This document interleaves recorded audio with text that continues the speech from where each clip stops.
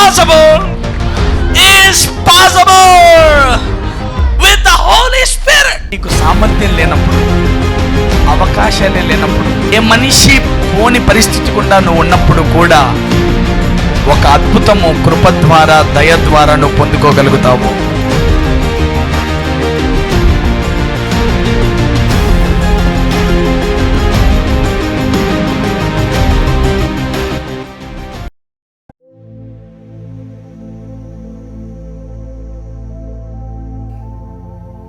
ఎంతమంది వాక్యం కొరకు సిద్ధంగా ఉన్నారు? చలో, ఇవాళ పరిశుద్ధాత్ముడు మనకి అనుగ్రహించిన వర్తమానము కనికర మనస్సు, మెర్సీ మైండ్. మెర్సీ మైండ్, కనికర మనస్సు అనే వర్తమానాన్ని వింటున్నాం. అందరండి, కనికర మనస్సు గట్టిగా చెప్పండి. కనికర మనస్సు. Christian life is not only about faith, it is about having a mercy mind. క్రైస్తవ జీవితం అంటే కేవలము విశ్వాసం ఉంచుకోవడమే కాదు, కనికర మనస్సు కలిగి ఉండడము నిజంగా క్రైస్తవుని జీవితం అంటే. No mercy, he is not at all a Christian. కనికరం లేదా వాడికి, అయితే వాడు క్రైస్తవుడే కాడు. కనికర మనస్సు అంటే ఇతరుల మీద కనికరం చూపడమే కాదు, కనికరమును పొందే మనసు కూడా ఉండాలి. Judgmental mind never receive mercy. కనికరాన్ని పొందడం కూడా చాలా కష్టమే. కనికరం ఇతరుల మీద చూపడం కంటే, పొందినోడే ఇతరుల మీద చూపగలుగుతాడు, పొందనోడు చూపలేడు. when you are merciless, you have nothing when you need mercy to withdraw. నీ బ్యాంకులో డబ్బులు లేవనుకో, డబ్బులు కావాలన్నప్పుడు తీసుకోలేవు. నీ ఖాతాలో కనికరం అనేది నువ్వు పొందుకొని రెడీగా లేదనుకో, ఎవరికైనా అవసరమైనా ఇవ్వలేవు, నీకు అవసరమైనా తీసుకోలేవు. కనికరము పొందుకోవడం బాగా వచ్చినోడే కనికరమును సులువుగా ఇవ్వగలుగుతాడు. డబ్బులు సంపాదించడం వచ్చినోడు, బ్యాంకులో డబ్బులున్నోడే ఇస్తాడు కదా, ఇతరులకు ఇవ్వగలుగుతాడు కదా. ఏం లేనోడు ఏమిస్తాడు? అలాంటిదే ఇది కూడా అన్నమాట. నువ్వు కనికరము పొందుకుంటే నువ్వు కనికరం ఇతరులకు ఇవ్వగలుగుతావు. కనికరం ఎందుకు పొందలేము? సింపుల్. ఎప్పుడు ఖండించుకోవడము, స్వనీతిగా ఉండడము, ఇతరుల తప్పులను సులువుగా ఎంచడము, మనం బతుకుతుందే ఆయన కృపా కనికరాల వల్ల కదా అనే గ్రహణ లేకపోవడము, మనమే ఒక దయ వల్ల బతుకుతూ మనం ఇతరుల ఎడల దయగా ఉండకపోతే తప్పని తెలియకపోవడము, నా నీతి వల్ల నేను దేవుణ్ణి ఎట్లా మెప్పిస్తానబ్బా అనే కామన్ సెన్స్ లేకపోవడము, కనీసం మనకంటే ఇప్పుడు మన ఇళ్ళల్లో అందరం చేతులు కడుక్కొని భోంచేస్తాం. ఖచ్చితంగా హ్యాండ్ వాష్ చేస్తారు. ఎంతమంది హ్యాండ్ వాష్ చేసి కడుక్కుంటారు చేతులు భోంచేసే ముందు? అందరూ. ఆబ్వియస్లీ కూలి పనికి చేసేవాడు ఉంటాడు, వాడు హ్యాండ్ వాష్ చేసి కడుక్కుంటాడా? ఏం చేస్తాడు? ఉత్తి నీళ్ళతో అట్లా చేయి కడుగుతాడు, ఇంకా అన్నంలో తినేస్తాడు. ఇప్పుడు అతనికి శుద్ధం ఏది? జీళ్ళతో చేయి కడిగితే చాలనేది అతనికి. నీకు హ్యాండ్ వాష్ చేస్తే కానీ పోదని నీకు. నీతి అనేది ఒక్కొక్క వ్యక్తిని బట్టి, వాడున్న ఎదిగిన పరిస్థితిని బట్టి, వాడు ఉండే వాతావరణాన్ని బట్టి, వాడు పెరిగిన స్థితిగతులను బట్టి నీతి రూపాంతరం చెందుతూ ఉంటుంది. నీకు ఇది నీతి, ఇంకోటికి ఇంకోటి నీతి, ఇంకోటికి ఇంకోటి నీతి. నీతులు ఎప్పుడు నువ్వు చెప్పిన నీతే నీతి కాదు. హలో, ఇప్పుడు ఆయన చేయి కడుక్కొని తినడం నీతే కాదా? చేతుల్లోకి అంత పేడ, చేతుల్లోకి బురద, మట్టి ఇరుక్కొని ఉంటుంది. ఆయన చేయి కడుక్కొని తింటుంటాడు. ఆయన ఏమని ఒప్పించబడ్డాడు? నేను కడుక్కున్నాను, చేయి కడిగాను, తింటున్నానని. ఆయనకు అదే నీతి. ఆయన ఏమంటాడు? ఎవడన్నా కడుక్కోకుండా తింటుంటే, రే చేయి కడుక్కొని తినచ్చు కదరా అని నీతి చెప్తాడు. అదే నువ్వో నేనో ఉంటే, అబ్బో వీడు ఉత్త చేయి కడిగాడు, హ్యాండ్ వాష్ చేసి కడగాలి కదరా అని మనం అంటాం. అదే ఇంకొక శుద్ధిగా ఉండి, ఇంకా బాగా డబ్బులుండి, ఇంకా హైఫైగా పెరిగినోడు ఖచ్చితంగా కాళ్ళు మొహాలు కడుక్కొని అవసరమైతే స్నానం చేసి వచ్చి భోంచేయాలంటాడు. ఒకడు ఇంకో నీతి, పెద్ద నీతి అది. ఎంతమందికి నా మాట్లాడుతూ ఉంటాను అంటే నీతి అనేది నువ్వు ఎలా నిర్ణయిస్తావు ఇదే నీతి అని? ఇలా అందుకే ఆయన చెప్పింది, నీ నీతి నాకు ఎలా ఉందంటే మురికి బట్టల్లా ఉందిరా. ఎందుకంటే ఒకడికి చేయగలిగితే నీతి, ఒకడికి క్యాన్వాస్ చేస్తే నీతి, ఒకడికి స్నానం చేస్తే నీతి. నేను ఇంకా పైన ఉండేవాడిని. నువ్వు ఏం చేసినా నన్ను మెప్పించలేవురా స్వామి. నువ్వు ఏం చేసినా నాకు గలీజ్గానే కనబడుతున్నావు. నిజమైన నీతి ఏమిటంటే అబ్రహాము దేవుని నమ్మెను, అది అతనికి నీతిగా ఎంచబడెను. అస్సలు నాకు నీతిని నేను తెచ్చుకోలేను, నేను దేవుణ్ణి మెప్పించలేను, నా నీతి నువ్వే నాయనా, నా బలము నువ్వే, నీ మీదే ఆధారపడతా, నువ్వే నన్ను నీతిమంతునిగా చేసుకున్నావు, నువ్వే నాకు ఆ సామర్థ్యం కూడా ఇస్తావు, ఆ పవిత్రముగా ఉండేది ఎట్లో, నీకు నచ్చేటట్లు ఉండేది ఎట్లో అంతా నువ్వే చేస్తావు అని ప్రతిదానికి ఆయన మీద ఆధారపడడం అనే దాన్ని నీతి అంటున్నాడు. మన దృష్టిలో నీతి అంటే ఏమిటి? నీతి పనులు చేస్తే నీతి, అబద్ధాలు ఆడకపోతే నీతి. సరే అబద్ధాలు ఆడలేదు, బూతులు ఆడితే సరే, బూతులు ఆడలేదు, అబద్ధాలు ఆడలేదు, వంచన చూపు లేకపోతే ఒక మోహపు చూపు చూస్తే సరే, ఒక మోహపు చూపు చూడట్లేదు, వంచన చేయట్లేదు, అన్నీ చేయట్లేదు. ఒకడు ధర్మశాస్త్రం అంతా పాటించి దేవుని దగ్గరికి వచ్చాడంట. ఇప్పుడు నేను ఏం చేయాలని అడిగాడు. మళ్ళీ అదే చెప్పాడు, నువ్వు నీ పొరుగు వారిని ప్రేమించు, ధర్మశాస్త్రం అది నేను బాల్యం నుండే పాటిస్తున్నానయ్యా అంటాడు. ఇంకా నేను ఏం చేయాలంటాడు. నువ్వు ఒకటి పెండింగ్ ఉంది, మొత్తం ఆస్తి అంతా అమ్మి రాపో, నన్ను వెంబడించాలి, నువ్వు నీ ఆస్తిని ఎక్కువ ప్రేమిస్తున్నావు అంటాడు. ఇట్లాంటివే మళ్ళీ నాకు చెప్పొద్దు అనేదని ఇంటికి వెళ్ళిపోతాడు.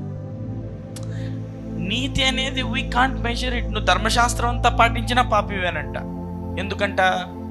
ఎక్కువ డబ్బు ఉన్నందువల్ల నీ మనస్సు దాని మీద ఉంది, అదంతా అమ్మొచ్చి నన్ను వెంబడించమన్నాడు. కాబట్టి అందుకే కనికరం పొందుకోవడం వస్తే కనికరం ఇవ్వడం సులభం అవుతుంది. క్షమాపణ పొందితే క్షమాపణ ఇవ్వడం సులభం అవుతుంది. ప్రేమను పొందుకుంటే ప్రేమను ఇవ్వడం సులభం అవుతుంది. ఆనందించడం నేర్చుకుంటే ఇతరులను ఆనందంగా ఉంచగలుగుతావు.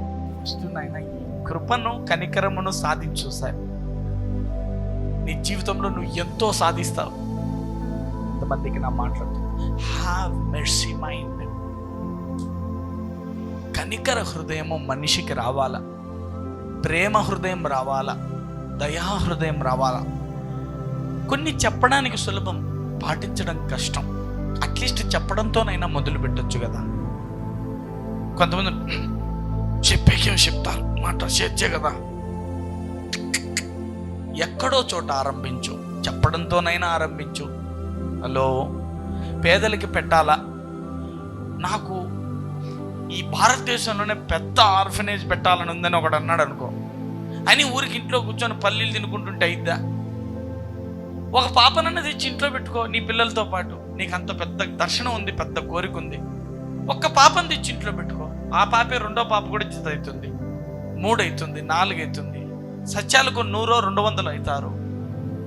ఏమో నీ కొడుకు మళ్ళా గట్టిగా ఒక 10 లక్షల మందితో ఏమన్నా ప్లాన్ చేస్తాడేమో. ఎక్కడో చోట ఆరంభించాలి కదా.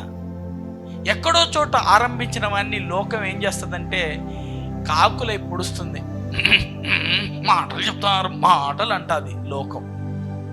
నువ్వు పట్టించుకోకూడదు. ఎక్కడో చోట ఆరంభించావు కదా. అందరు చెప్పండి, నాలో ఆరంభించిన వాడు దాన్ని గొప్పగా ముగిస్తాడు. He began in me his righteous works, he will finish. అందరు చెప్పండి, నా విశ్వాసమునకు కర్త దానిని కొనసాగించువాడైన దేవుడు. అంటే నాలో ఈ విశ్వాసాన్ని పెట్టింది ఆయనే, దాన్ని కొనసాగించేది ఆయనే, దాన్ని ముగించేది ఆయనే. ఆయన అల్ఫా ఒమేగా, ఆయనే ఆది, ఆయనే అంతము. ఇంకో మాట చెప్తాను చూడండి. మొదట నువ్వు కొద్దిగా ఆరంభించండొచ్చు, తుదకు అది మహాభివృద్ధి నందుతుందని వాక్యం ఉంది. You may be begin small but you will finish it greatly later. Begin somewhere, ఎక్కడో చోట నీ నీతిని, నీ ప్రేమను, నీ విశ్వాసాన్ని, నీ దయాహృదయాన్ని, కనిహర మనస్సును ఎక్కడో చోట స్టార్ట్ చేయాలా. ఎక్కడో చోట మొదట నీ భార్యను క్షమించడంతో ఆరంభించు. నీ భార్య మీద కనికరపడడంతో ఆరంభించు. నీ పిల్లల్ని కనికరించడంతో ఆరంభించు. ఒక పెద్ద తప్పు జరిగినప్పుడు దాన్ని మరిచిపోయి ఆరంభించు. You begin with your mercy journey by forgiving someone who did wrong to you. నీ ఎడల తప్పిదమ్ములు చేసిన వాడిని నేను క్షమించిన, నా ఎడల అపరాధము చేసిన వాడిని నేను క్షమించిన ప్రకారము నా అపరాధములు క్షమించమని ప్రార్థిస్తాము. అంటే నేను ఎవడి మీద నా కనికరం చూపిస్తే కదా నాకు కనికరం వచ్చేది. Hello, let's go to the word. ఇప్పుడు లోతుగా వాక్యాన్ని ధ్యానిద్దాం. Matthew chapter 5:7. కనికరము గలవారు ధన్యులు, వారు కనికరమును పొందుదురు. చెప్పండి, కనికరం ఉంటే కనికరం పొందుకుంటావు. చెప్పండి గట్టిగా, కనికరము గలవాడా కనికరమును పొందుకుంటావు. కనికరము నువ్వు పొందుకోలేదా నువ్వు ఇతరుల మీద కనికరంగా ఉండలేవు. అందుకే నువ్వు మొదలు పెట్టాల, నేను కనికరము గల హృదయంతో నింపబడాలని. అది ఎంత సామర్థ్యమైంది, అది ఎంత గొప్పదనేది మీకు చెప్తూ వచ్చాను. చూద్దాం, లెట్స్ సీ. 2 Corinthians 1:3. కనికరము చూపు తండ్రి, సమస్తమైన ఆదరణను గ్రహించు దేవుడు, మన ప్రభువైన యేసుక్రీస్తు తండ్రియునైన దేవుడు స్తుతింపబడును గాక. చెప్పండి, మన దేవుని పేరు కనికరము గల తండ్రి. చెప్పండి గట్టిగా, మన దేవుని పేరు కనికరము గల తండ్రి. చూడు, నువ్వేం చేస్తావంటే నీ బలహీనతల్ని, లోపాలని చూసుకొని ఆయన నన్ను శిక్షిస్తాడు, నాశనం చేస్తాడు, నన్ను ఇంకా పాడు చేస్తాడు అనుకుంటావు. నా బతికింతే, ఇంకా నా దేవుడు నన్ను వదిలేశాడు అనుకుంటావు. కానీ ఆయన ప్రధాన లక్షణాన్ని నువ్వు మర్చిపోకూడదు. ఎప్పుడు ఆయన ఎల్లవేళలా కనికరించుటకు సిద్ధ మనసు గలవాడంట. అసలు ఒక మాట నేను ఎప్పుడు చెప్తున్నాను కదా ఈ మధ్య, తన యొద్దకు వచ్చు వారిని ఆయన ఏమనంట, అపరాధులుగా ఎంచనే ఎంచడు. చెప్పండి, తన యొద్దకు వచ్చు వారిని ఎల్లా అపరాధులుగా ఎంచడు. ఎంత బలహీనత, ఎంత పాపము, ఎంత నలిపివేయబడి ఉన్నా నువ్వు నా దగ్గరకు వస్తే నీళ్ళు ఈ తప్పుందే, ఆ తప్పుందే, నువ్వు అట్లాంటోడివే, నువ్వు ఇప్పుడు అది చేసింటేవి కదా, నువ్వు ఇప్పుడు ఇది చేసింటేవి కదా, నీ బతుకది కదా, నీ బతికిది కదా, నువ్వు అట్లాంటోడివి కదా, నువ్వు ఇట్లాంటోడివి కదా, నీ రంగు అది కదా, నువ్వు అది కదా, నువ్వు ఆ రోజు అదని ఇంటివి కదా, నువ్వు ఈరోజు ఇది చేసింటివి కదా. ఒక్కసారి కూడా దాన్ని కూడా ఎత్తుకోడంట, దాన్ని లిస్టులోకి కూడా పెట్టుకోడంట. దాని అర్థం ఏమిటంటే అందరు చెప్పండి, తన యొద్దకు వచ్చు వారిని అపరాధులుగా ఎంచడు. నా దగ్గరకు వచ్చినావా తండ్రి అని వేడుకుంటా వస్తివా, పోరా నువ్వు నీతిమంతునే, పోరా, అపరాధిగా నీ అపరాధం ఒక్కటి కూడా ఎంచడం లేదు నేను. అసలు ఇది ఎంత పెద్ద మాట చెప్పనా. ఇప్పుడు ఆత్మహత్యలు ఆగిపోతాయి, ఇప్పుడు డిప్రెషన్ తగ్గిపోతుంది, ఇప్పుడు నన్నెవరు ప్రేమించడం లేదనేది తగ్గిపోతుంది, ఇప్పుడు నా భర్త ప్రేమించలేదనేది తగ్గిపోతుంది. నువ్వు దేవుని దగ్గరకు వస్తే నీ తప్పులు ఎంచడంట ఆయన ఏమంటాడంట, నిన్ను సరిచేస్తాడు తండ్రి తన కుమారుని సరిచేసినట్లు. నీకు బోధిస్తాడు తండ్రి తన పిల్లలకి బోధించినట్లు. నిన్ను తీర్చి నిర్మిస్తాడు తన పిల్లలకి బోధించినట్లు.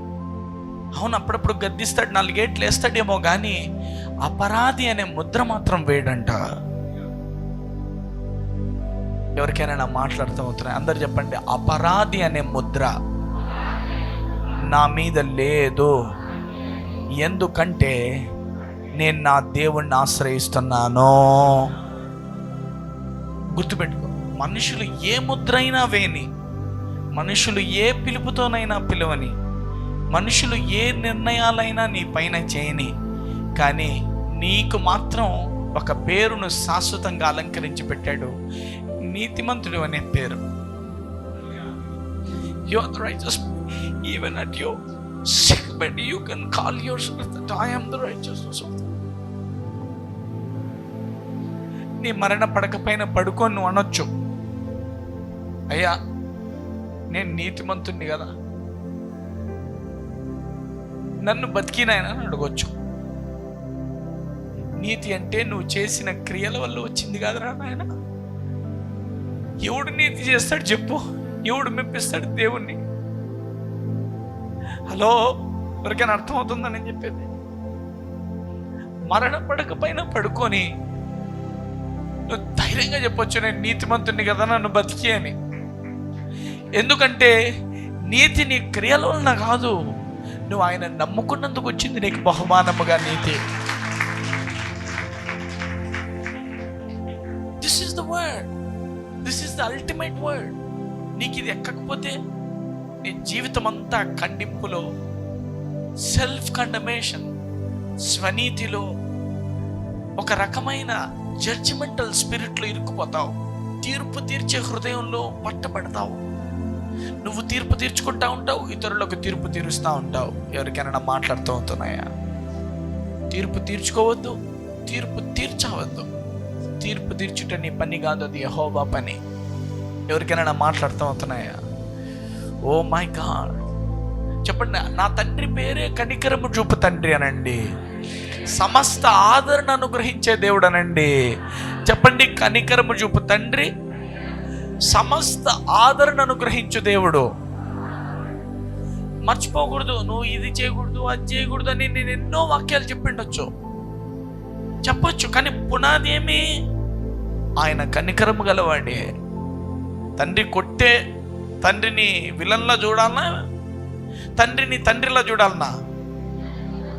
తండ్రి 4 రోజులు అన్నం పెట్టకపోతే స్తంభానికి వేసి కట్టేసి సలకాలతో కొడితే ఇప్పుడు దెయ్యంలా చూడాలనా? అతను తండ్రిలా, దేవుళ్ళలా చూడాలనా? దేవుడు అప్పుడప్పుడు నిన్ను శిక్షించుండొచ్చు. నువ్వు చేసిన తప్పుకు ఏదో ఒక ఫలము నువ్వు అనుభవిస్తున్నా ఆయనలా చూస్తా కూర్చొని ఉండొచ్చు. కానీ ఆయన కనికరాన్ని మాత్రం పోగొట్టుకోలేదు. ఆయన నీ ఎడల జాలిగా, కనికరముగా, దయతోనే నిన్ను చూస్తూ ఉన్నాడు. కొట్టేటప్పుడు కూడా తండ్రి వాడికి ఎక్కడ తగులుతుందోనని భయంకర కోపంలో కూడా కొడతా ఉంటాడు. కానీ ఎక్కడ కొడితే వాడికి ఏదన్నా తగలరాని చోట తగులుతుందేమోనని అప్పుడు కూడా జాగ్రత్తగా కొడతా ఉంటాడు. Luke chapter 6:36. కాబట్టి మీ తండ్రి కనికరము గలవాడై ఉన్నట్లు మీరును కనికరము గలవారై ఉండుడి. ఎంతమందికి నా మాట్లాడుతూ అవుతున్నాయి? చెప్పండి, మీ తండ్రి కనికరము గలవాడు, నువ్వు కనికరము గలవాడిగానే ఉండు. ఎందుకంటే మీ నాయన కనికరము గలవాడు కదా. నీలో కూడా అదే రక్తమే కదా పోతా ఉండేది. ఈ మాట మాట్లాడితే తగులుతుందా, తప్పుతుందా, వాళ్ళ హృదయం ఏమన్నా నొచ్చుకుంటుందా అని ఆలోచించాలి ఎప్పుడు. ఈ కాలం ఎలా అయిపోయినాయంటే sharp minds, hard hearts, knowledge but no compassion, praying lips but judgment thoughts. ఎవరికైనా మాట్లాడుతూ అవుతున్నాయా? అందరు చెప్పండి.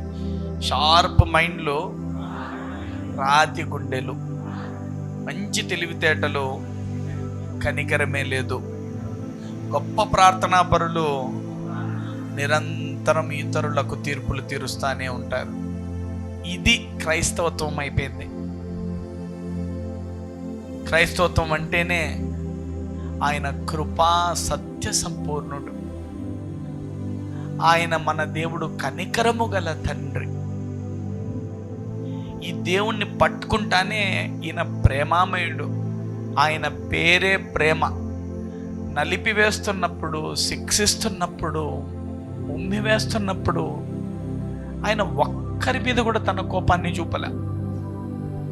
అప్పుడు కూడా క్షమిస్తున్నాడు. దేనికనంటే to set an example to us. He himself claimed that I am the God is a God of compassion. నేను కనికరము గలవాడనని ఆయనకు ఆయనే సిలువలో కూడా చెప్తున్నాడు. అన్నీ బాగున్నప్పుడు కనికరించడమే కాదంట, నిన్ను శ్రమపరుస్తున్నప్పుడు కూడా, బాధించి నిన్ను అంతమొందిస్తున్న వేళ, నిన్ను కడతేరుస్తున్నప్పుడు కూడా తన కంపాషన్ని, తన కనికరాన్ని విడిచిపెట్టలేదు. అందరు చెప్పండి పక్క వాళ్ళతో, నీ తండ్రి కనికరము గలవాడైనట్లు నీవు కనికర హృదయంతో ఉండాలా. నీవు అంతమవుతున్న వేళ కూడా ఈ లక్షణాన్ని వదలకూడదు, కనికరంతోనే చూడాలా. Have a compassion heart. Mercy mind is thinking before judging, forgiving before punishing, helping before questioning. కనికర హృదయము తీర్పు తీర్చే ముందు ఆలోచిస్తుంది, శిక్షించే ముందు క్షమిస్తుంది, ప్రశ్నించే ముందు సహాయం చేస్తుంది. రాసుకోండి నాయన మాటలు. కనికర హృదయము తీర్పు తీర్చే ముందు ఆలోచిస్తుంది, కనికర హృదయము తీర్పు తీర్చే ముందు ఆలోచిస్తుంది, కనికర హృదయము శిక్షించే ముందు క్షమిస్తుంది, కనికర హృదయము ప్రశ్నించే ముందు సహాయం చేస్తుంది. ఏం చేసావురా డబ్బు పనికి మాలోడా అని వాడిని ప్రశ్నించే ముందు డబ్బిచ్చి ఏం చేసావురా అని అడుగుతుందంట. కనికరం అంటే అది. శిక్షించే ముందు వాడిని మొదట హృదయంలో క్షమించి శిక్షిస్తుందంట. దేవుడు నీతిమంతునిగా చేసి నీతిగా ఉండమంటున్నాడా, నీతిగా ఉండు అప్పుడు నీతిమంతుడు అవుతావు అంటున్నాడా? అది thinking before judging, forgiving before punishing, helping before questioning. Mica chapter 6:8, మనుష్యుడా ఏది ఉత్తమమో అది నీకు తెలియజేయబడి ఉన్నది, న్యాయముగా నడుచుకొనుటయు, కనికరమును ప్రేమించుటయు, దీన మనస్సు కలిగి నీ దేవుని ఎదుట ప్రవర్తించుటయు, ఇంతే కదా యెహోవా నిన్ను అడుగుచున్నాడు.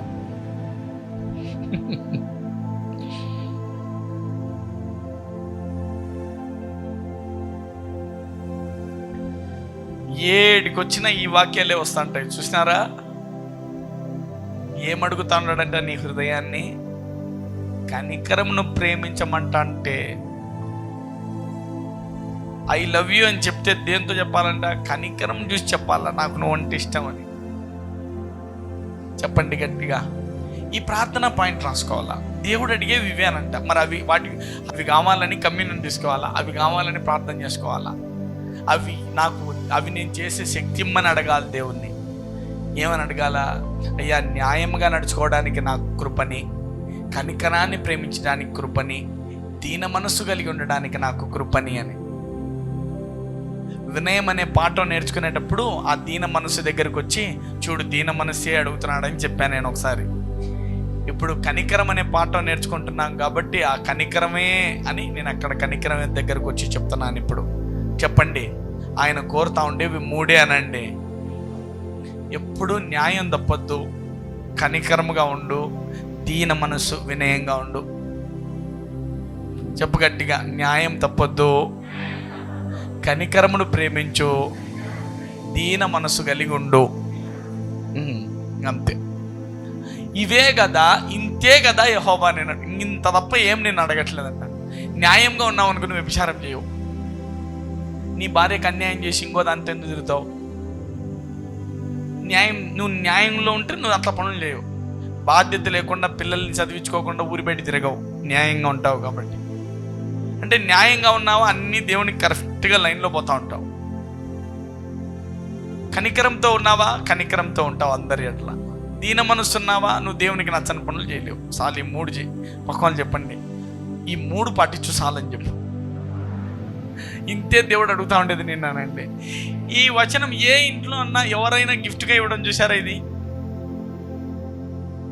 భూమి మీద ఉన్న సమస్త జనముల కంటే నిన్ను ఎక్కువ హెచ్చిస్తాడు, ఇలాంటి వాక్యాలు ఇస్తారు. ఎట్ట హెచ్చిస్తాడు? హెచ్చించే డోర్లన్నీ నువ్వు మూసేసి నన్ను హెచ్చిస్తాడని ఊరికి వాగ్దానం తీసుకుంటే. అందుకే బాగా ఫెయిత్ బోధలు, అంటే దేవుడు నిన్ను దీవిస్తాడు, హెచ్చిస్తాడు, గొప్ప చేస్తాడు, అది అనే వాళ్ళకు ఊగిపోతూ ఉంటారు జనాలు. నిజమే, అది చాలా నిజం, 100కు 100 నిజం. కానీ నీకు తెలియదు ఏంటంటే 100 ఒకటోది కూడా ఉంది. ఈ ఒకటి చేస్తే ఆ 100 నెరవేరుతాయి. ఆ ఒకటి ఇవి. ఎంతమందికి శరీరంలో అన్ని అవయవాలు బాగా పనిచేస్తున్నా ముక్కు మూసుకుంటూ పోతారు. కొన్ని సరిగా పని చేయకుండా బాగా ముక్కు బాగా తెరుచుకుంటే బతుకుతారు.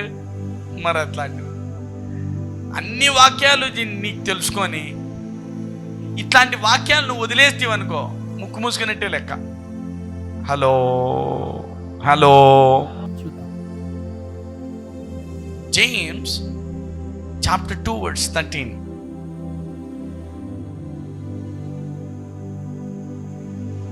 కనికరము చూపని వాడు కనికరము లేని తీర్పు పొందును, కనికరము తీర్పును మించి అతిశయపడును. కనికరము చూపని వాడు కనికరము లేని తీర్పు. నువ్వు కనికరం చూపలేదనుకో నీకు ఎట్లాంటి తీర్పు వస్తుందంట? కనికరం లేని తీర్పు వస్తుందంట.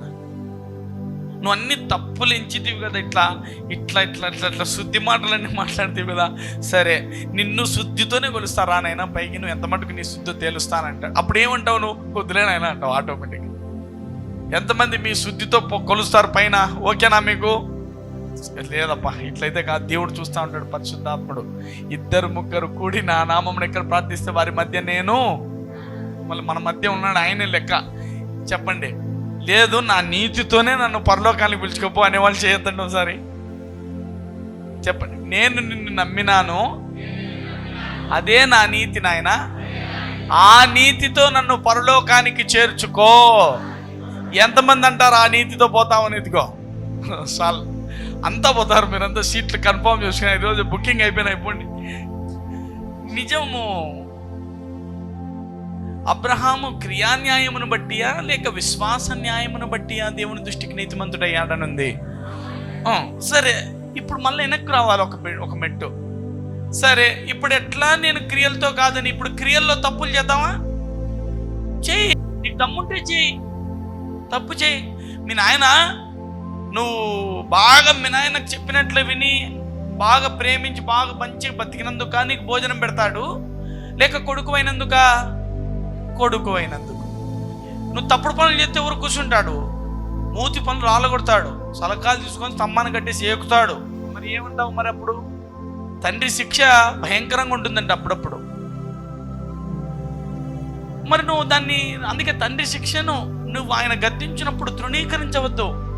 తండ్రి శిక్షించని కుమారుడు, ఎవరైతే ఏ తండ్రి అయితే కుమారుడిని శిక్షించాడో వాడు తండ్రికే విరోధమై కూర్చుంటాడంట. ఇప్పుడు అప్పుడప్పుడు మీకు శిక్షాఫలము నీవు అనుభవించుటకే ఆయన నిన్ను శిక్షించను కానీ నిన్ను నాశనం చేయడానికి కాదనుంది వాక్యంలో. అంటే ఆయన ఒక ఉద్దేశం చొప్పున శిక్షించాడంటే నిన్ను, ఒకటి కావాలా, ఒకటి విన్ని మార్చాలని. ముందే నువ్వు మారిపోతే మనకు ఆయన నచ్చినట్లుగా శిక్షిస్తాడా? శిక్షించాడు. అయినను లోకంలో శ్రమలు ఉంటాయి, నువ్వు మాత్రం గెలిచి తీరుతావు. ఎవరికైనా మాట్లాడుతామా? ఇప్పుడు నువ్వు ఫిట్ చేయి. బైబిల్లో ఏ వచనమైనా నేను చెప్పిన లైన్స్లో ఫిట్ అవుతుంది. నేను చెప్పినట్లుగా ప్రతి వాక్యానికి జీవం వస్తుంది. లేదు, నువ్వు వేరే లెక్కాచారాల్లో బైబిల్ చదివితే ఒకటి కొట్లాడతాయి. ఏ వాక్యంకి ఏ వాక్యం పొంతు కుదరదు.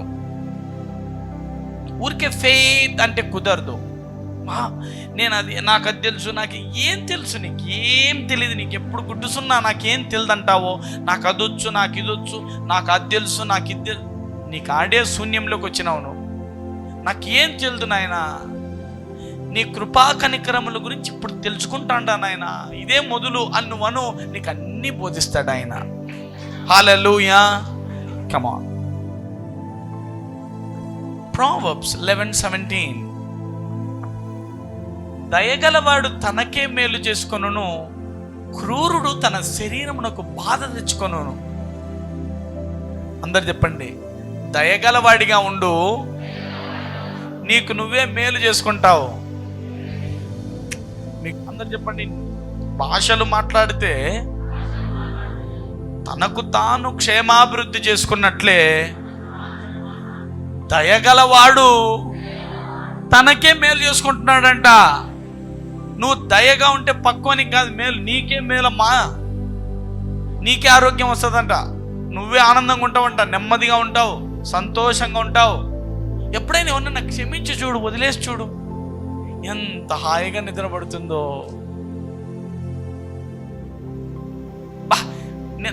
నాకు ఒక మనసు పెట్టాడు, ఒక ఆలోచన పెట్టి నేను సులువుగా క్షమించగలుగుతున్నా.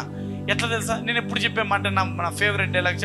ఇప్పుడు ఒక పెద్ద పాపి పట్టుకొని మరో పెద్ద పాపిని చూసి పెద్ద పాపి అంటే ఏమొస్తుంది?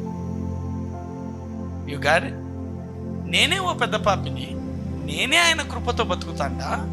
మరో పెద్ద పాపిని చూసి రే పెద్ద పాపి అంటే మరి నాదెవరు చెప్పాలా? హలో. కాబట్టి ఇద్దరం పాపలమే, ఊరుకుందాం. కిరే కాకుండా సైలెంట్గా ఉండి ఆయన దయా కనికరాలు వేడుకుంటే సరిపోతుంది కదా.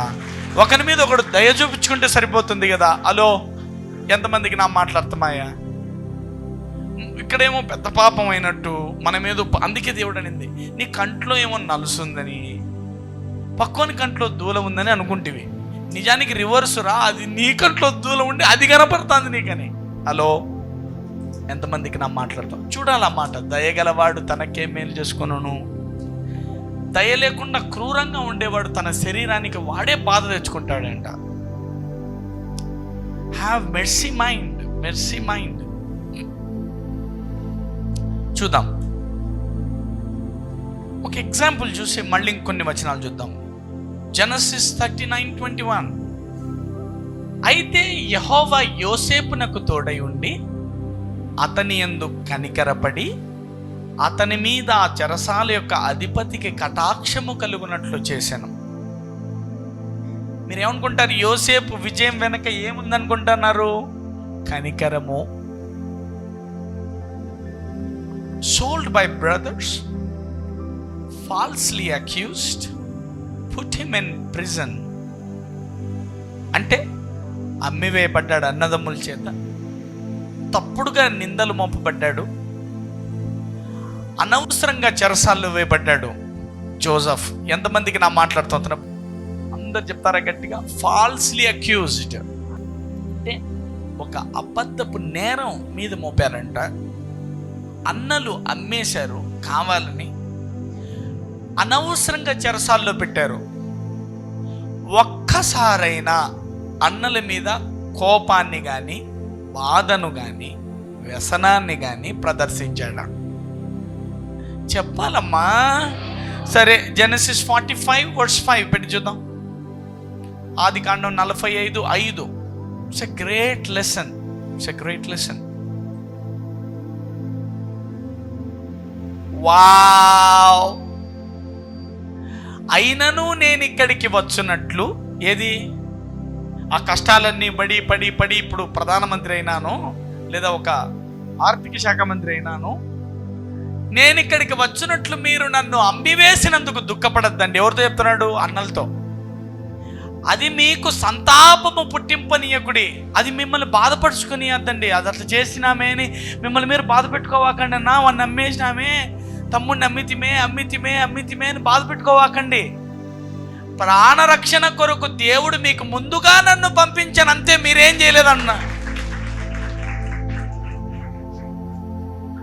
చెప్పండి గట్టిగా.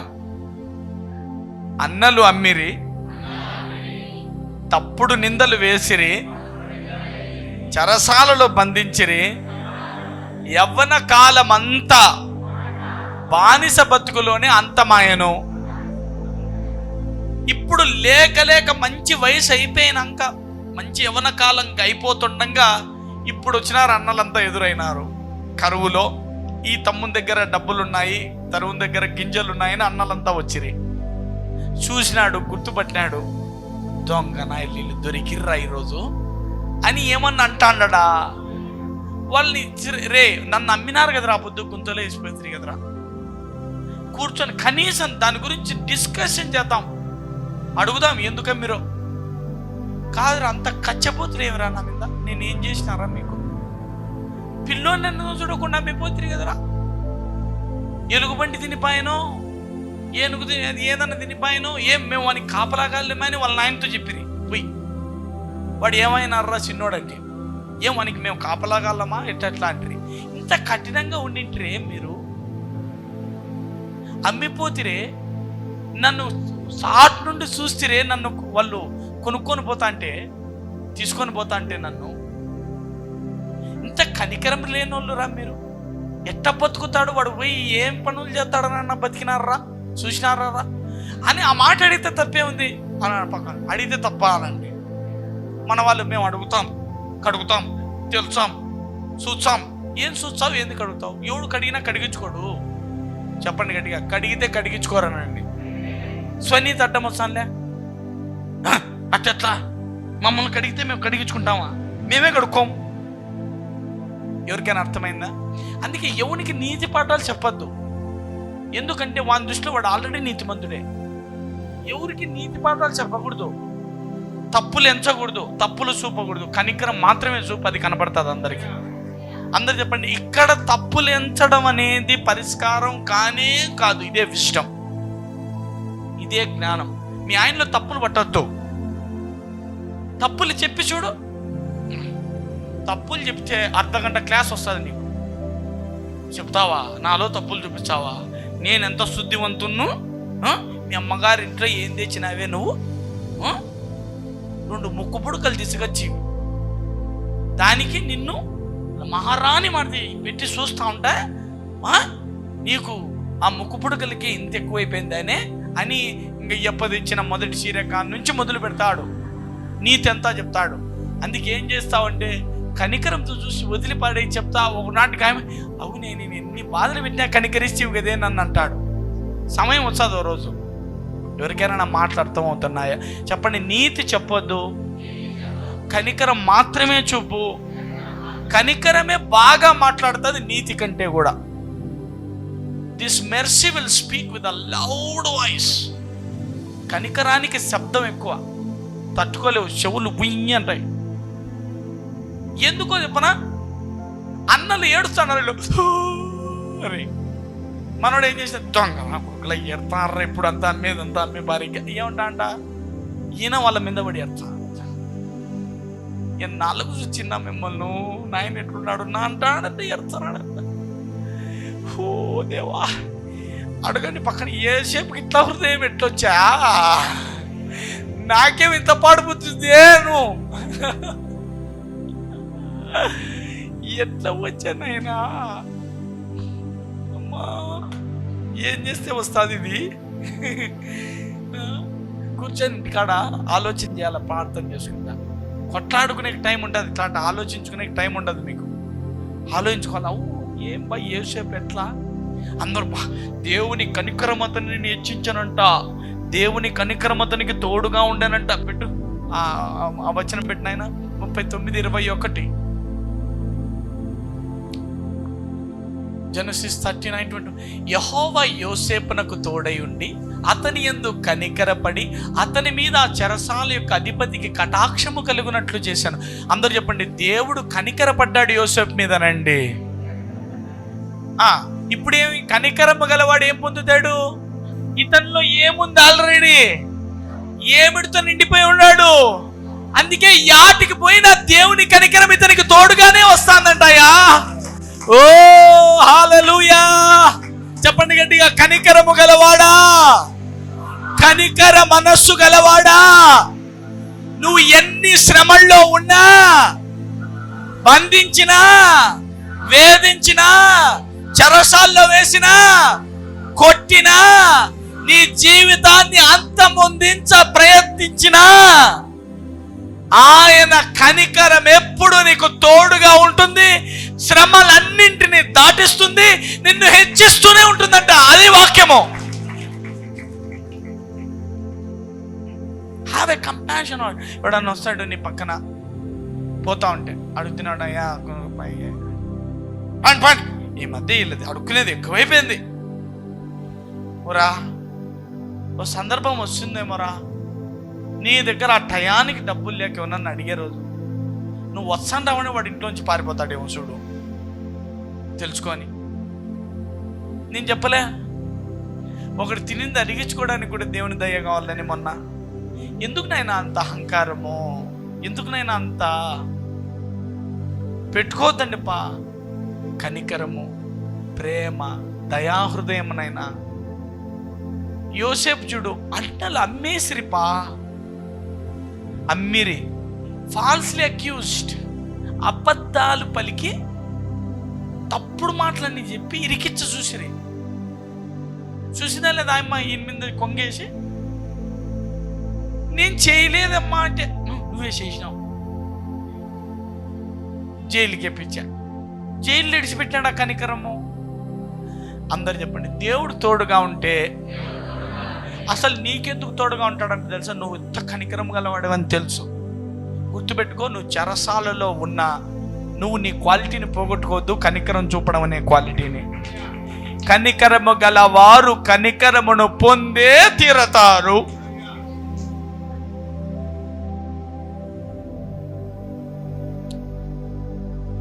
నలభై 41:38 జెనసిస్ 41:38.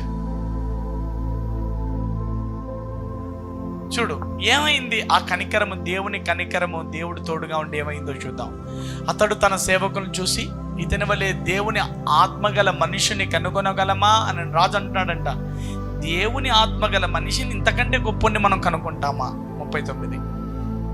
మరియు ఫరో దేవుడు ఇదంతయు నీకు తెలియపరిచను గనుక నీ వలె వివేక జ్ఞానములు గల వాడెవ్వడునూ లేడు.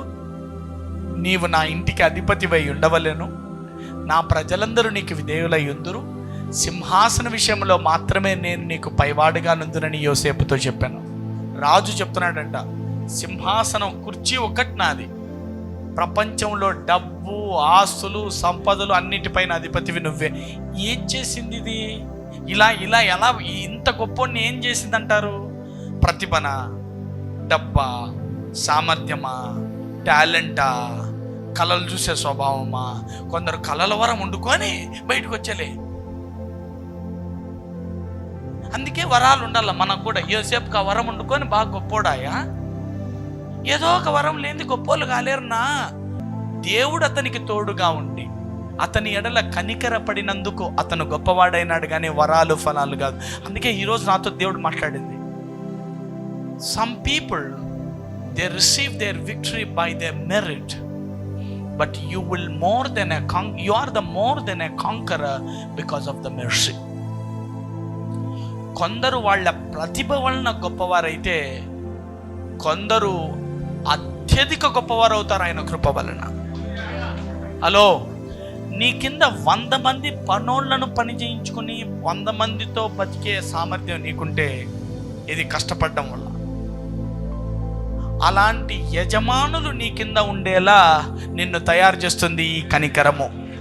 అందరు చెప్పండి, కష్టము పని వాళ్ళను నీ కింద పెడితే కనికరము యజమానులను నీ కింద పెడుతుందనండి. అంటే you will be the owner of the owners, you will be the boss over the boss. రాజుల పైన రాజుగా ఉంటావు. ఆయన పేరే రారాజు, అందుకే కనికరము గలవాడు. ఆయన కనికరము గలవాడైనట్టు నువ్వు కనికరం. నీ కింద పనోళ్ళు ఉండాలన్నా, నీ కింద బాసులు ఉండాలన్నా, నువ్వు డిసైడ్ చేయి. నా కింద 2 పనోళ్ళు ఉంటే చాలన్నా, వాళ్ళ మీద చూపించుకుంటాను అదంతా. No no no no no. నువ్వు కనికరం గలవాడవైతే మొత్తం యజమానులకు నువ్వు యజమాని అవుతావు. 4 కంపెనీలకు నువ్వు యజమాని అయితే యజమానికి యజమానివేనా? అంతే. మెర్సీ.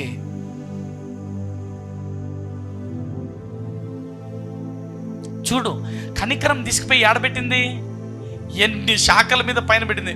ఒకటి ఆర్థిక శాఖ ఉంది, ఇంకో శాఖ ఉంది, ఇంకో శాఖ ఉంది, పశువులది ఉంది, రైతులది ఉంది, కరెంటుది ఉంది, ఏమేమో ఉన్నాయి.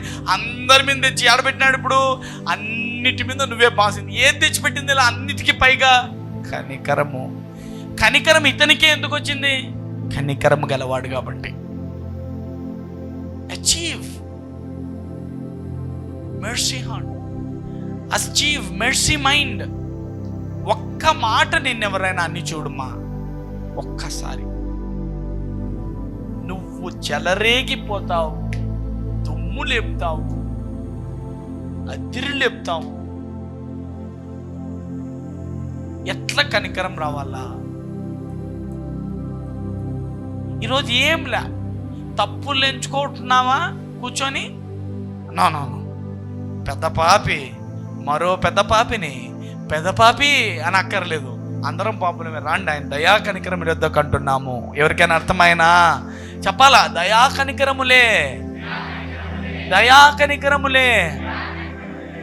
ఈ సంవత్సరం ఈ పాఠాన్ని బలంగా నేర్పిస్తాడు మనకు.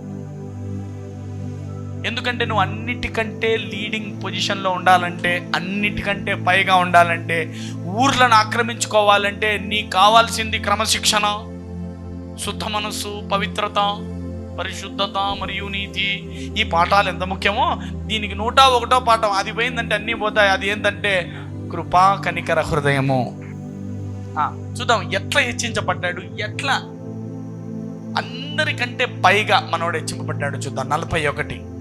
మరియు ఫరో చూడుము, ఐగుప్తు దేశం అంతటి మీద నిన్ను నియమించి ఉన్నానని యోసేపుతో చెప్పాను.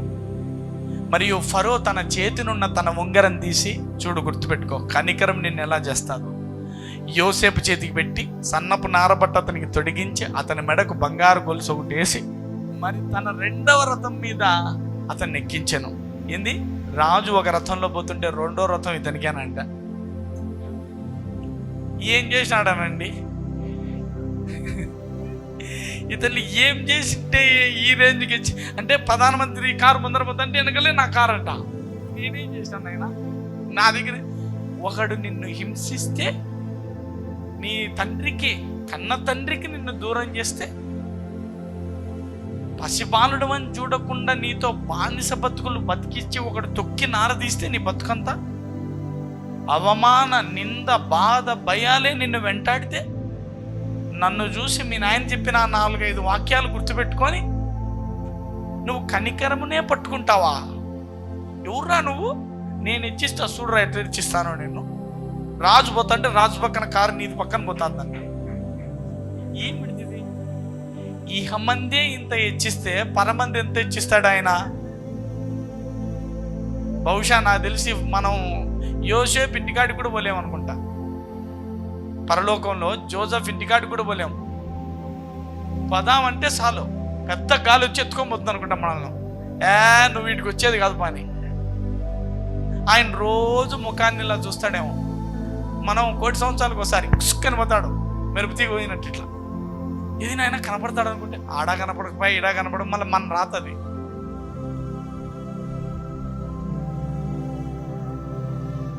అతని ముందర జనులు కేకలు వేసిరి. అట్లు ఐగుప్తు దేశం అంతటి మీద అతనిని నియమించాను. మరియు ఫరో యోసేపుతో, ఫరోను నేనే, అయినను నీ సెలవు లేక ఐగుప్తు దేశమంతటను ఏ మనుష్యుడును తన చేతినైనను కాలినైనను ఎత్తకూడదని చెప్పాను. ఒకడెవడన్న దేశంలో చెయ్యెత్తాల పై కంటే కాలెత్తాలంటే పై కూడా నీ సలహా, నీ ప్రమేయం ఉండాలంటాడు. ఏం పవర్ ఇచ్చినాడు? అందరు చెప్పండి. ఈ పవర్ బలంతో వచ్చేది కాదనండి, తెలివితో వచ్చేది కాదనండి. ఇంత హెచ్చింపబడడం దేంతో సాధ్యం? మీ పిల్లలు ఎంతమంది తెలివితో పైకి రావాలనుకుంటారు? తెలివైన వాళ్ళు వదిలేపోతారు. నాయనా, నీ పిల్లలకి కృపా కనికరాలు నేర్పి చూడు. వాళ్ళు అట్లా పనిచేసే బాసుల మీద బాసు అయి కూర్చుంటాడయ్యా. హల్లెలూయా. Teach your children how to forgive, how to love, how to see with a compassion heart. గుడ్డి భర్తిమై వస్తే అడిగాడా? పాపి ఏమేం చేసి వచ్చావురా? కళ్ళు పోగొట్టుకొని అన్నాడా? స్వస్థత పొందుకో అన్నాడు. కుష్ఠిరోగి వస్తే అన్ని రూల్స్ బ్రేక్ చేసుకుని పోయాడా లేదా? కుష్ఠిరోగి పట్టుకుంటే మళ్ళా నేను కూడా ఊర్లో ఉండాలని అవన్నీ చూశాడా? ధర్మశాస్త్ర అవన్నీ చూశాడా? రూల్స్ బ్రేక్ చేసుకున్నాడు. నేను ముట్టుకున్న శుద్ధునికి అమ్మని అప్పుడే శుద్ధ పసిపాలుడు వంటి దేహం అయిందంట. కానానైట్ ఉమెన్ వస్తేది, కనానీయ స్త్రీ, నా బిడ్డ ఏమేం పాపాలు చేసావు, అంత తరాల శాపం అంతా నీకు తగులుకుంది, నీ పిల్లలకు తగులుకుంది అన్నాడా? ఇప్పుడే స్వస్థత కలిగింది పో అన్నాడు. ఆయన యుద్ధకు వస్తే ఏమంటాడంట? వారిని ఏమించాడంట? అపరాధులుగా ఎంచడంట. ఆయన నువ్వు తప్పులు చేసినావే, నువ్వు అది చేసినావే, నువ్వు అట్లాటోనివే, నువ్వు ఇట్లాటోనివే, నువ్వు నా దగ్గరకు వచ్చినావా? నాకు అదే చాలు. నువ్వు ఇంటికి వచ్చినావా? చాలు నాకు. నీ కథ నేను చూసుకుంటా, మళ్ళీ కొట్టుకుంటాను తిట్టుకుంటాను. నీకు నువ్వు ఇంటికి రా, ఆయన బయట ఉంటే ఏం ఫోన్ చేస్తాడు, రా నాయన ఇంటికి రా ఇంటికి వచ్చాక వాకిలేస్తాడు. సేమ్ అంతే కదా తండ్రి, ఇంటికి రా నాయన అని భంగపోతారు అమ్మ నాయన. ఇంటికి వచ్చినాక తెలిసి దొరికినా లేని ఇంకా వాకిలేసి దుమ్ము లేపుతారు. ఇంకా దేవుడు కూడా అంతే, నిన్ను పిలుస్తా ఉన్నాడు చూడు, కనికరంతో ఇంటికి రా అని. వచ్చినాక నిన్ను ఏ విధంగా సరి చేసుకోవాలో ఆ విధంగా సరి చేసుకుంటాడు ఆయన. సరి చేయబడడం ఎంతమందికి ఇష్టం? నేను ఆల్రెడీ శుద్ధ సువర్ణం, నన్ను ఎవరు సరి చేస్తారు? నిన్ను నీట్గా తీసుకెళ్ళి దెయ్యాలకు అప్పగిస్తాడు అంతే. ఇంకా అవి పీక తింటాయి నిన్ను. ఆయన చేతుల్లో ఉంటే కొట్టో తిట్టో ఏదో చేసి మొత్తం మీద నయానో భయానో నిన్ను సరి చేసుకొని ఆయన స్వరూపంలోకి మార్చుకుంటాడు. Thank you lord, thank you holy spirit god. 46 దాకా పెట్టాలి, 45 పెట్టాయన. మరియు ఫరో యోసేపునకు చెప్పనప్ప నేహం. జోసెఫ్ పేరు మారింది చూడండి. అందరూ చెప్పండి, నీ పేరు కూడా మారుస్తాడనండి. మొన్నటిదాకా నీ పేరు పనికిమాలుడైతే ఈ పాటికి యజమానులకు పైన ఉండేవాడని పేరు వస్తుంది నీకు. హల్లెలూయా. చూద్దాం అని పేరు పెట్టి అతనికి ఓను యొక్క యాజకుడైన పోతీఫరు కుమార్తె యొక్క అసెనతు నిచ్చి పెళ్లి చేశాను. ఏంది పెళ్లి అయింది, రాజు అయినాడు, మొత్తం ఏకదం ఒకటేసారి సెటిల్మెంట్. అందరు చెప్పండి, ఒకే సెటిల్మెంట్ అనండి. నీ పిల్లలకి ఇది నేర్పు, పిల్ల ఖచ్చితంగా వస్తుంది. వాడు కనికరంగా ఉంటే వాని భార్య వానికి వాని భర్త వానికి వచ్చే తీరుతుంది. చూడండి 46. యోసేపు బయలుదేరి ఐగుప్తు దేశం అంతటా సంచరించాను. యోసేపు ఐగుప్తు రాజైన ఫరో ఎదుట నిలిచినప్పుడు 30 సంవత్సరములు గల వాడై ఉండేను. ఎన్నేళ్ళు కష్టపడ్డాడంట? 30 ఏళ్ళు. చిన్నప్పుడు అమ్మారు, 6 ఏళ్ళప్పుడు 7 ఏళ్ళప్పుడు. అప్పుడు యోసేపు ఫరో ఎదుటి నుండి వెళ్ళి ఐగుప్తు దేశం అంతటా సంచారం చేశాను. హల్లెలూయా. ఎంతమంది దేవుడు మాట్లాడాడు ఇవాళ? కీర్తనలు 106:7. ఐగుప్తులో మా పితరులు నీ అద్భుతములను గ్రహింపకయు నీ కృపాబాహుల్యమును జ్ఞాపకము తెచ్చుకొనకయు ఉండిరి. సముద్రమునొద్ద ఎర్ర సముద్రమునొద్ద వారు తిరుగుబాటు చేసిరి. అందరు చెప్పండి, తిరుగుబాటు చేసేవారు దేవుని కృపా కనికరములను ఎరగని వారే. ఇది ఎంత పెద్ద పాయింట్, ఎవరికైనా అర్థమవుతుందా? చెప్పండి గట్టిగా. తిరుగుబాటు చేసేవాళ్ళు, తిరిగి పాపంలోకి పోయేవాళ్ళు, తిరిగి తప్పుడు పనులు చేసేవాళ్ళు ఎవరంట? ఆయన కృపా కనికరాలు తెలియనోళ్లే. వాళ్ళు ఏమేం చేశారంట? మా పితరులు నీ అద్భుతములను గ్రహించకయుండిరి, నీ కృపాబాహుల్యాన్ని జ్ఞాపకమునకు తెచ్చుకోక ఉండిరి.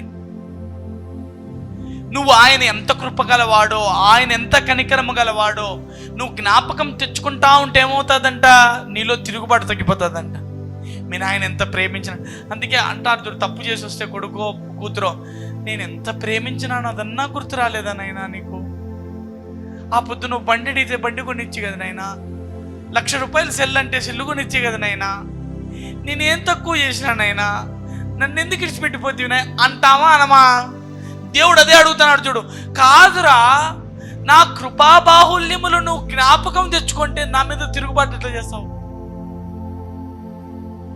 హలో, ఎవరికైనా అర్థమవుతుందా? అందరు చెప్పండి. పాపము చేసినావంటే ఆయన ప్రేమని జ్ఞాపకం రాలేదా అని అడుగుతాంది ఆ క్వశ్చను. పక్క వాళ్ళని అడగండి, ఎట్లా తప్పు చేస్తాండావు? ఆయన ప్రేమ గుర్తు రాలేదా?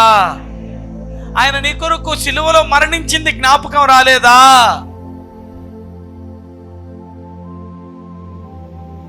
చూడమాట, ఇట్స్ ఎ మిస్టీరియస్ వర్డ్. వాళ్ళు తిరుగుబాటు చేయడానికిను ఆయన కృపను, ఆయన ప్రేమను జ్ఞాపకం చేసుకోకపోవడానికిను సంబంధం ఉంది.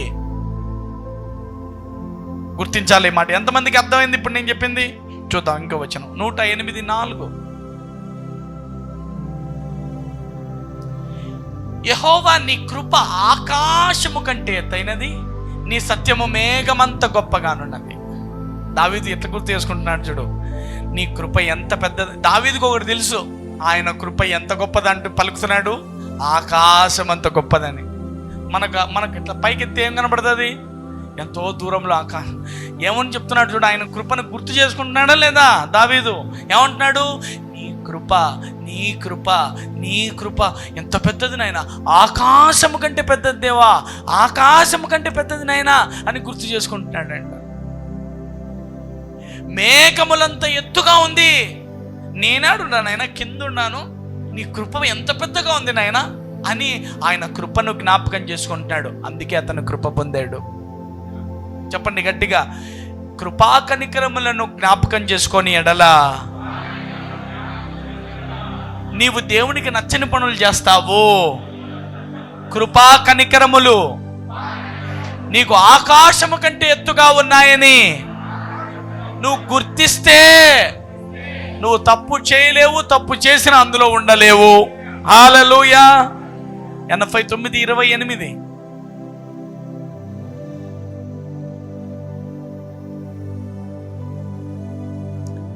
నీ కృప నిత్యము అతనికి తోడుగా నుండ చేసేదను, నా నిబంధన అతనితో స్థిరముగా నుండును, శాశ్వత కాలము వరకు అతని సంతానమును, ఆకాశమున్నంత వరకు అతని సింహాసనము నేను నిలిపెదను. దేవుడు చెప్పినాడు, నా కృపను నేను తీయను, నా కృపను అలాగే ఉంచుతానని నువ్వు నాతో చెప్పినావు కదా, నేను అలా నిలుపుతానన్నావు కదా అని దేవుడు చెప్పిన మాటలు అవి.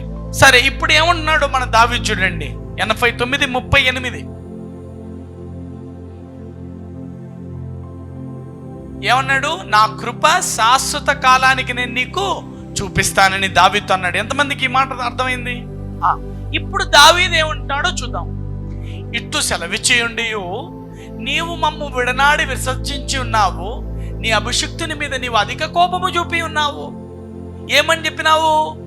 శాశ్వత కాలము నీ కృప చూపుతానన్నావే, మళ్ళీ ఇప్పుడు నన్ను విసర్జించినావు ఎందుకు నాయనా? కృప చూపకుండా నా తప్పులు ఎంచుతాడావేమి? హలో, కొడుకు ఎడతా ఉంటాడు, ప్రేమించిన అంటావు, అంత ప్రేమించండి ఎందుకు కొడతావు నన్ను? సేమ్ దావీదు అట్లా ఏడుస్తా ఉన్నాడు చూడు. ఇష్టము కృప శాశ్వత కాలానికి చూపిస్తానంటివి, సూర్యుడు ఉన్నంత కాలం ఈ కృప వాన్ని విడిచిపోదంటివి. సెలవిచ్చేయుండి నీవు మమ్మను విడనాడి విసర్జించి ఉన్నావు, నీ అభిషిక్తుని మీద నీవు అధిక కోపము చూపుతున్నావు. 39. నీ సేవకుని నిబంధన నీకు అసహ్యమాయను, నాతో చేసినావే ఆ ఒట్టు అది అసహ్యమైందా నీకు? అతని కిరీటమును నేల పడద్రోసి అపవిత్రపరిచి ఉన్నావు. ఎందుకంటే ఈ మధ్యలో అబ్షాలోము ఒకటి రాజు అవుతాడు అనమాట, దావీదు దిగి 2 నెలలు ఏమో ఉంటాడు, ఆ తర్వాత చనిపోతాడు అతను. అప్పుడు ఈ కీర్తన రాస్తాడు అనమాట. ఏమైనా నా కిరీటం నేలకు పడదోసినావే చెప్తున్నాడు. 40.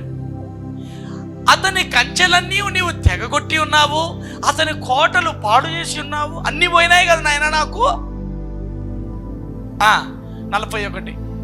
త్రోవను పోవు వారందరూ అతన్ని దోచుకొనుచున్నారు, అతడు తన పొరుగువానికి నిందాస్పదుడాయను. అందరికీ నేను ఒక ఆటబొమ్మనైనా, అందరు నన్ను ఇప్పుడు తిరుగుతాంటారు, మరి నా మీద శాశ్వత కృప ఎక్కడవా? హలో ఇప్పుడు చెప్పండి, ఈయన కృపను జ్ఞాపకం చేసుకుంటాడా లేదా? చెప్పండి గట్టి. నువ్వు కృపను జ్ఞాపకం చేసుకోకపోవడమే ప్రమాదం. అన్నీ పోగొట్టుకుంటున్న వేళ దావీదు ఏమన్నా, నీ కృప ఎక్కడ పోయినైనా, నీ కృప ఎక్కడ పోయినైనా, నీ కృప ఎక్కడ పోయినైనా, నీ కృప ఎక్కడ పోయినైనా అంటాడాడంట. బా బా బా బా బా బా. ఎంతమందితో దేవుడు మాట్లాడుతూ ఉన్నాడు ఇప్పుడు? తన పొరుగువానికి నిందాస్పదుడు ఆయన. ఓకే. 42. అతని విరోధుల కుడి చేతిని నీవు హెచ్చించి ఉన్నావు, అతని శత్రువులందరినీ నీవు సంతోషపరిచి ఉన్నావు. అయ్యా, నా శత్రువులందరూ సంతోషంగా ఉన్నారు ఇప్పుడు అని చెప్తున్నాడు. 43. అతని ఖడ్గము ఏమీ సాధింపకుండా చేసి ఉన్నావు, యుద్ధమందు అతనిని నిలవబెట్టకున్నావు. నాకు ఏ ఖడ్గమే పారట్లా, యుద్ధమే లేదు నాకు, నన్ను దించేస్తేవి, కిరీటమే లేకుండా చేస్తేవి అంటున్నాడు. 44. అతని వైభవమును మాన్పి ఉన్నావు, పొద్దున్న లేస్తే రాజా జయహో జయ అంటాండ్రి, వైభవమే లేదు. అతని సింహాసనం నేల పడగొట్టావు, అతని యవ్వన దినములను తగ్గించి ఉన్నావు, సిగ్గుతో అతనిని కప్పి ఉన్నావు. యెహోవా, ఎంతవరకు నీవు దాగి ఉందువు? నిత్యము దాగి ఉందువా? ఎంతవరకు నీ ఉగ్రత అగ్ని వలె మండును? నా ఆయుష్కాలం ఎంతో కొద్దిదో జ్ఞాపకం చేసుకొనుము. ఎంత వ్యర్థముగా నీవు నరులందరినీ సృజించి ఉన్నావు. మరణము చూడక బతుకున్నారుడెవడు? పాతాళం యొక్క వశము కాకుండా తను తాను తప్పించుకున్న వాళ్ళెవడు? ప్రభువా నీ విశ్వాసతోడని నీవు దావీదుతో ప్రమాణము చేసిన తొల్లిటి నీ కృపాతిశయములు ఎక్కడ కొట్టు. ఏమంటున్నాడు? ప్రభువా నీ విశ్వాస్యత తోడు. ఏమని ఒట్టేసుకున్నాడంట? నా నమ్మకం మీద ఒట్టురా అన్నాడంట ఆయనతో ఈ మాట చెప్పినప్పుడు. నా విశ్వాస్యత తోడని నీవు దావీదుతో ప్రమాణము చేసిన తొల్లిటి అంటే మొదట్లో నీ కృపాతిశయములు ఎక్కడికి పోయినాయి? అవి చెప్పు నాయనా. నేను కృప చూపిస్తానంటివే, సూర్యుడున్నంత కాలం ఉంటుందంటివే. ఎక్కడికి బాయా నీ విశ్వాసత తోడని ఒట్టేసుకుంటివే. ఇప్పుడు సింహాసనమే లేకుండా చేస్తివే, నన్ను దించేస్తివే, నన్ను అంతమొందిస్తివే, నన్ను ఇన్ని బాధలకు గురి చేస్తివే. నీ కృపాతిశయములు ఎక్కడా నీ కృప ఎక్కడ నాయనా అని బతిమాలుకుంటున్నాడంట. అందరు చెప్పండి, కృపను జ్ఞాపకం చేసుకో, అన్నీ పోగొట్టుకుంటున్నా. హలో, దావీదుని వదిలేశాడా? ఇక్కడ హెచ్చించాడా లేదా? Rest of the story you know that. Clap the holy spirit. గట్టిగా చెప్పనుకుంటండి పరిశుద్ధాత్మనికి. Lamentations chapter 3 verse 22. యెహోవా కృపగలవాడు, ఆయన వాత్సల్యత ఎడతెగక నిలుచున్నది గనుక మనము నిర్మూలము కాకున్న వారము. కొట్టండి, చెప్పండి. యెహోవా కృపగలవాడు, ఆయన వాత్సల్యత ఎడతెగక నిలుచును. ఇదిగో, ఎడతెగకంటే గ్యాప్ తీసుకోకుండానే ఆయన వాత్సల్యం, ఆయన ప్రేమ ఎడతెగకుండా ఉంటుందంట నీ మీద. ఎడతెగకుండా అంటే రేయి పగలు టైం గ్యాప్ కూడా తీసుకోదంట. అంత ప్రేమ నీ మీద కుమ్మరిస్తానే ఉంటాడంట నిరంతరం. ఎంతమందికి నా మాట్లాడుతున్నాయి? Luke chapter 6 verse 35. మీరైతే ఎట్టి వారిని గురించి అయినను నిరాశ చేసుకొనక మీ శత్రువులను ప్రేమించండి, మేలు చేయండి, అప్పియండి, అప్పుడు మీ ఫలము గొప్పదయుండును. మీరు సర్వోన్నతుని కుమారులయుందురు. ఆయన కృతజ్ఞత లేని వాని ఎడలను, దుష్టుల ఎడలను ఉపకారి అయి ఉన్నాడు. ఎవరికైనా వాక్యం బోధింపబడుతుందా? వివరించాలా? చూడు, అందరు చెప్పండి. ఎట్టి వాని గూర్చి అయినను నిరాశ చేసుకోకుండా. వీళ్ళు మారరు, వీళ్ళు బతికింతేగా, వీళ్ళు ఇట్లాంటి వాళ్ళే. నిరాశపడద్దు. ఈ మొగుడు మారడు, ఇది ఈ పెళ్ళం, ఇది గయ్యాలి, ఇది ఊరికన్నా కట్టుకుంటే దీన్ని. నిరాశపడద్దు. మా నాయన ఈ పిల్లలను నేను మెచ్చలేను నాయనో, నిరాశపడద్దు. శత్రువులను ప్రేమించు, మేలే జై, అవసరమైతే అప్పటికి తప్పి, అప్పుడు మీ ఫలము గొప్పదై ఉండును. మీరు సర్వోన్నతుని కుమారులై ఉందురు. ఆయన కృతజ్ఞత లేని వారి ఎడలను, దుష్టుల ఎడలను ఉపకారి అయ్యును. దుష్టులకు కూడా ఉపకారం చేయమనుంది వాక్యంలో. అందరికీ చేసుకోవాలి, అందరూ నేర్చుకోవాలి. అది ఒక కంటత పాఠం చెప్పకూడదు. అట్లా దుష్టులకు దూరంగా ఉండాలా, అట్లా ఉండాలి. కొన్ని అందుకే వాక్యాలు మొత్తం ఎత్తుకోవాలి. బైబిల్ అంతా ఒక డైలాగ్ తీసుకొని ఈ డైలాగ్తో ఫినిష్ చేసుకోకూడదు. అప్పుడప్పుడు దుష్టునికి ఉపకారిగా కూడా ఉంటాడండి దేవుడు. ఆయన దుష్టులను అంతమొందిస్తాడని రాస్తుంది. మళ్ళీ ఆయన ఆ దుష్టునికి ఉపకారం కూడా చేస్తాడని. అందరూ చెప్పండి, అన్ని లెక్కలు ఒక లెక్క కాదు. అప్పుడప్పుడు లెక్కలు మారుతాయి. వాడు దయ్యాన్ని వేరుకున్నాడు అనుకో, దుష్టుడైనా సరే వానికి ఉపకారం చేసి పంపుతాడంట ఆయన. అలాంటి అనమాట. ఒకవేళ ఆ దుష్టుడు అక్కడ ఉంటే మంచిదన్నప్పుడు యోబు ఉన్నాడు. కుక్కలు మామూలుగా వచ్చి నాకితే మీరు ఊరుకుంటారా? ఏమో ర్యాబిస్ వేది ఉందేమో, నాకితే నాకు వస్తుందేమో అనుకుంటాం మనం. కానీ యోబుకు కుక్కే మేలు చేసింది. మొత్తం గాయాలన్నీ నాకుతాంది. అప్పుడే దురదలు తగ్గుతున్నాయి, కొంచెం మనశ్శాంతి అవుతున్నాడంటే. ఆ చీము, రక్తము, ఆ నీచంతా కారుతా ఉంటే ఆ వాసన, ఇదంతా నాకి మంచిగా వాసన లేకుండా అదంతా చీమంతా తినేసి పక్కపోతా ఉందంట. రోజు పొద్దున వస్తుంది, మధ్యాహ్నం వరకు నాకుతుంది, వెళ్ళిపోతుంది. అప్పుడు కొంచెం నవ్వు తగ్గి కొంచెం నిద్రపోతున్నాడు. ఇప్పుడు చెప్పండి, దుష్టుడు కూడా అప్పుడప్పుడు ఉపయోగపడతాడనండి. దుష్టుడే లేకుంటే ప్రేమించే ఎవరి మీద అంతా ప్రేమ గల వాళ్ళే అనుకో. భూమి అంతా నువ్వు ఎవరి మీద ప్రేమించావు? అందుకే ప్రేమ గల వాడి ఎడల అందరూ ప్రేమగానే ఉంటారు, దయగల వాడి ఎడల అందరూ దయగానే ఉంటారు. అందులో ఏమి గొప్ప ఉంది అనింది కదా. అందరు చెప్పండి, అంతా నీతిమంతులైతే ఇక్కడ నీతి ఆడుంది, ఆడ నీతే లేదు. అందుకే నాయన దేవుడు చెప్పింది, ఈ భూమి ఉన్నంత కాలము దుష్టులు ఉంటారు, నీతిమంతులు ఉంటారు. గోధుమలు ఉంటాయి, గురుగులు ఉంటాయి. నువ్వు నిలబడాలా గోధుమల గురుగా అని తెలుసుకోవాలా. హల్లెలూయా. చూడండి 36వ వచనం. కాబట్టి మీ తండ్రి కనికరము గలవాడై ఉండినట్లు మీరును కనికరము గలవారై. ఈ వచనం ఇక్కడిది సందర్భం. 37 తీర్పు తీర్చకుండి. నేను మొత్తం మెసేజ్ అంతా ఈ వచనంలో పెట్టి చెప్తున్నాను. తీర్పు తీర్చకుడి, అప్పుడు మిమ్మును గూర్చి తీర్పు తీర్చబడదు. ఎంతమందికి మీకు తీర్పు కావాలి చెప్పండి. నా తీర్పు తీర్చు నాయనా. యోబు అట్లనే చేసి ఎంత గబ్బు పట్టా. చెప్పు, ఏమి చెప్పు, తక్కెట్లో చెప్పు, నేనేం చేసింటో చెప్పు. పేదోళ్లకు నేను షెడ్లు వేయడం తప్ప, వాళ్ళకి అన్నం పెట్టడం తప్ప, పొరుగు వాళ్ళని నా ఇంటి వారు అనుకోవడం తప్ప, అనాథలను నా సొంత పిల్లల్లా చూడడం తప్ప, తక్కెట్లో పెట్టానే. తక్కెట్లో పెడితే లాస్ట్కి తేలిపా. మా నాయన నీతో నేను పెట్టుకుంటే నాతో కానే కాదని ఇడిచిపెట్టేశా. ఇప్పుడు అడుగుతున్నాడు, అందుకే చెప్తున్నాడు, ఎంతమందికి తీర్పు తీరుస్తామంట అన్నారు చెప్పండి. మాతో కాదనండి. నీకు కూడా తీర్పులు లేవు, సంతోషంగా పో పరలోకానికి. నేరం మోపొద్దండి, అప్పుడు మీ మీద నేరం మోపబడదు. వాడు బుక్కులు రాయి, నీ గురించి పెద్ద డైరీ రాచాడు. మళ్ళీ ఏం చేస్తావు అప్పుడు? 38 క్షమించుడి, అప్పుడు మీరు క్షమింపబడుదురు. ఇవుడి, అప్పుడు మీకు ఇవ్వబడును. అది ఇచ్చే, ఇది ఇచ్చే, అది కుదిరించే, దిగజాచ్చే. ఏం వచనం అనుకోండి ఇది? ఇక్కడిది సందర్భం. కనికరంతో ఉండు నాయనా, ప్రేమగా ఉండు నాయనా, దయగా ఉండు నాయనా, క్షమించు నాయనా, తీర్పు తీర్చొద్దు నాయనా అనే బేసులో నేర్చుకుంటా వచ్చినోడు ఆ లైన్లో చెప్తున్నాడు, మీరు క్షమించబడి ఇప్పుడు ఇయ్యండిరా. ఏది? కనికర హృదయంతో ఇవ్వు, అప్పుడు నీకు ఇవ్వబడుతుంది అనిచ్చి కుదిలించి దిగజారునట్లు నిండు కొలతతో మనుషులు మీ ఒడిలో కొలుతురు. మీరు ఏ కొలతతో కొలుతురో ఆ కొలతతోనే మీకు మరలా కొలవబడునని చెప్పాను. Baseless conversation, baseless dialogues, confessions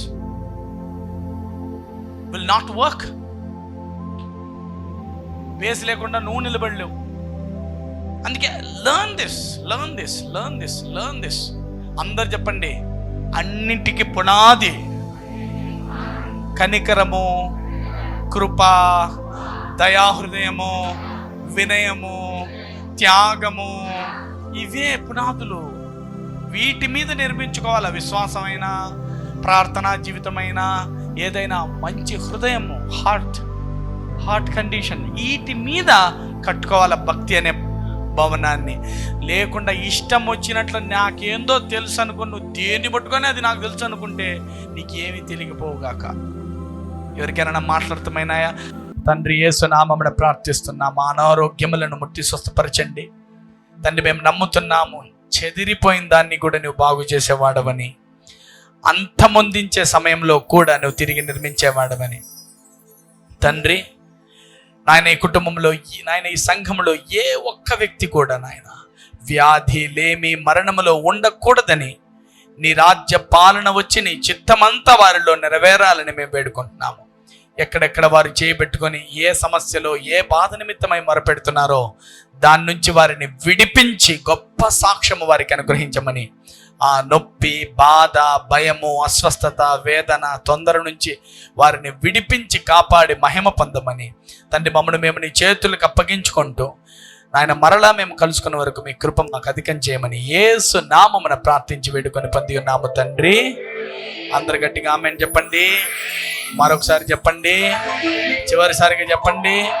మన తండ్రి అయిన దేవుని మహాప్రేమ, కుమారునికి అత్యున్నతమైన కృప, పరిశుద్ధాత్మన సహవాసం ఇప్పటికి ఎల్లప్పటికీ యుగ యుగములకు సదాకాలం మీకు, మీ కుటుంబానికి, మీ పిల్లలకు, మరి ముఖ్యంగా ఈ సంఘానికి, ఇశ్రాయేలులకు తోడై ఉండును గాక. ఆమేన్.